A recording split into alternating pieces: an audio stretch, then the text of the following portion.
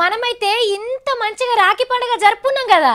కానీ ఆంధ్రాలనైతే అక్క చెల్లెళ్ళంతా మనకంటే సంబరం కొద్ది పండుగ చేసుకున్నారట. అందరూ కలిసి జగనన్నకు థ్యాంక్స్లు చెప్పుకొని పండుగ చేసుకున్నారట.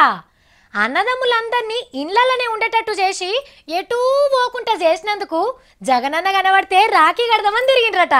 పండుగ పూట మన తాన రోడ్లన్నీ పబ్లిక్ తోని జామ్ అయితే ఆంధ్రాల రోడ్డు మీద అడుగు పెట్టినోడే లేడు. ప్రత్యేక హోదా ఇస్తలేరని ఇయ్యాలే బంద్ పెట్టిండ్రు జగనాల పార్టీ వాళ్ళు. ఆగో గిసోంటి కొట్లాటల ముందుండే మేం లేకుండా ఎట్లా బంద్ పెడతారని ఎర్రన్నలు కూడా జెండాలు పట్టుకొని బయటకు వచ్చిండ్రు. ఎక్కడ బస్సులు ఆపేసిండ్రు. రోడ్ల మీదకి వస్తే అడ్డం పడ్డారు జగనాల తమ్ముళ్ళు. ఆడాడ అరెస్టులు కూడా జరిగినాయి. తిరుపతిలో ఎమ్మెల్యే రోజక్క సైకిల్ మోటార్ ఎక్కి బంద్ను బందవస్తుగా జరిపించింది.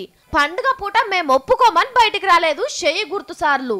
కానీ రాఖీల పండుగ నాడన్నా ఇంటికాడు ఉండకుండా ఉరికేటోళ్ళ కాళ్ళల్లా కట్టె పెట్టినట్టయిందని మస్తు సంబరపడుతున్నారట ఆంధ్ర అక్క చెల్లెళ్ళు.